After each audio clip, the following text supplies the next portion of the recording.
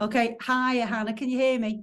Yes, I can. Hello. Brilliant, brilliant. So this is one of our ex-students, and it's all the way from Oxford, and we're going to find out what she's been doing since she left the school. But I can tell you that she's already famous because she's been on Granada Reports as a phenomenal speller. That is according to our curriculum leader for English. So you're already famous, Ahana, in Chester and the Northwest, actually. So could you tell us a little bit about when you started school? Gosh, this is going far, far back. I think I started school in 2010. I came in as a year seven. I'd lived in Chester my whole life, up until that point, and was really excited to be starting high school, and very much thought that I would finish my education in the UK, in Chester itself. And then when I got to year nine, a new job opportunity came up for my dad in New Delhi. And at the time, all of my friends were at Catholic High. I didn't know anything else. I didn't actually speak any Indian languages either. So it was a big family decision at the time, actually, about whether, we should take it. It was a great opportunity for my dad, but it meant uprooting our whole lives in Chester, which, for I think I was 13 or 14-year-old girl, and my brother was just in primary school at the time. It was a big change. But we ultimately made the decision. And although I had such a great time at Catholic High, I think, those years of living abroad really, really showed me, such a broad range of people from different backgrounds, cultures. So I lived in New Delhi for 2 years, and I went to an American international school. At the time, I think my accent was a lot more Cestrian than it's become now. And I distinctly remember people struggling to understand me. And not I can still hear a twang of an accent. a little bit. It's still there a little bit, but yeah, because I listened back to recordings and stuff from back then, and I can definitely hear it more. So I lived in Delhi for 2 years, and then my dad got another fantastic job opportunity in Singapore, and so we moved there. And I did my last 2 years of school there. I did the IB, finished school from there, and then ended up coming back to the UK. I went to London University and I studied physics at Imperial College London. And now I'm working, and I live in Oxford. My partner's doing a PhD in quantum computing at the university here, but my work is fully remote, and so here I am. Oh, that's great. It's great to give up your time for us as well. And what a journey you've been on. And it's absolutely fantastic. But what was your experience like here at the Catholic High?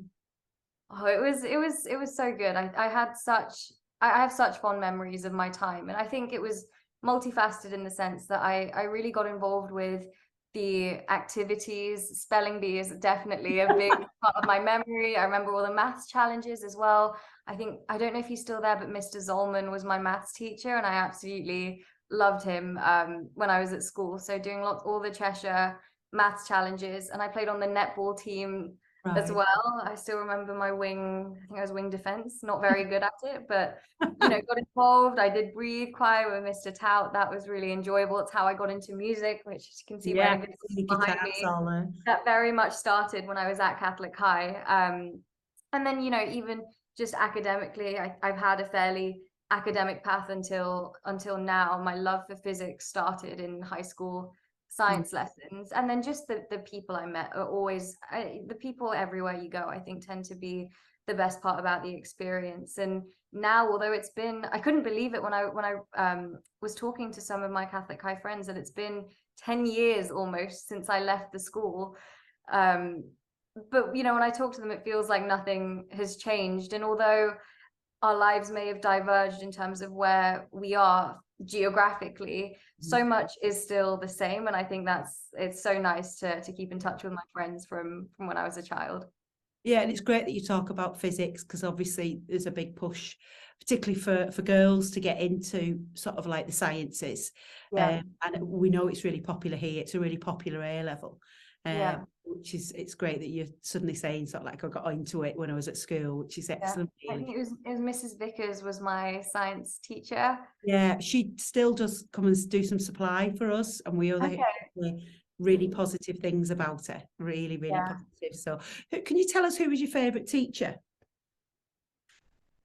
Well, that's a good question. I'd have to say that it was Mr. Zolman, my maths teacher. I absolutely loved maths, and I think that he always pushed me and challenged me, but in a way that was very productive. And And I think, as I said, I ended up studying physics at university, and I only really discovered physics when I moved to the school in Delhi, because until that point, I think in high school, science is just one science. You don't separate into the individual sciences just yet.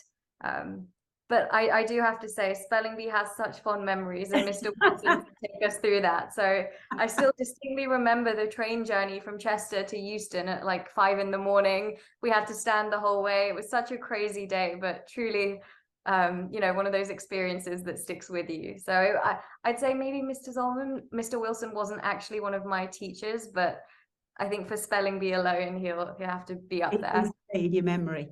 Yeah, well, Mr. Zolman's not here, but if he's listening to this podcast, that's a great recommendation. I'm sure he's highly praised, but Mr. Wilson is, and he's very keen to get the spelling bee up and running again, because obviously we've had some quiet years because of COVID, obviously, but we're getting into more and more things like with competition and everything. And beside the spelling bee, what do you think your fondest memory is from school? Gosh, I think there's maybe it was actually when this isn't meant. I realized how it was about to. I was going to say when I left, but I didn't mean it in that way at all. But it was more just the support from my friends. I remember being so emotional just seeing all my friends come together.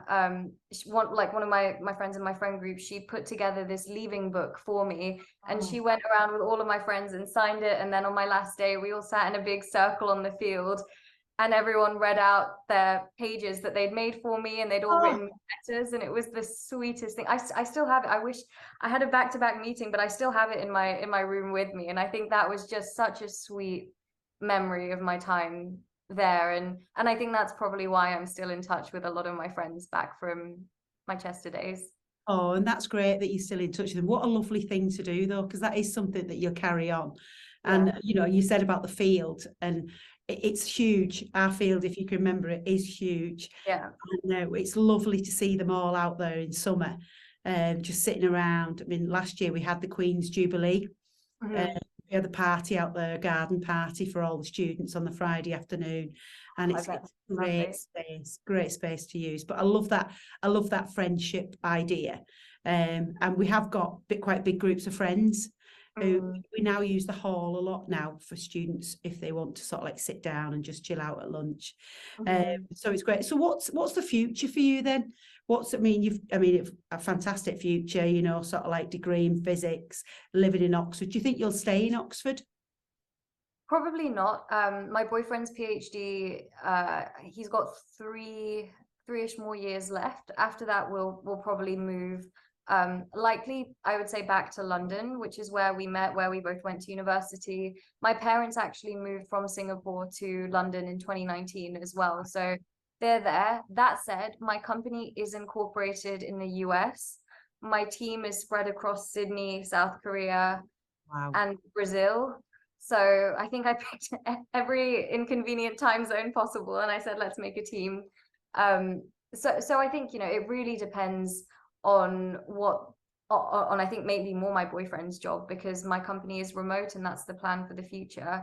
But as far as my career goes, the fact that I'm not only able to build a company at this stage of my career, but it's in the field of skincare. I've suffered with skin issues pretty much my whole life, all through my teens, still now in my 20s.